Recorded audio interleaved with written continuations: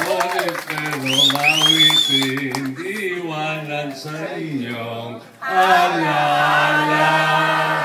Dahil minsan tayo'y magkasama sa lapasan.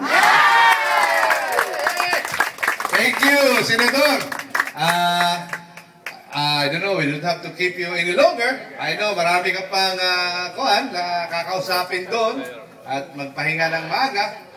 So, it is really a pleasure to be with one of the most and the brightest of the Philippines, Ernesto Maceda.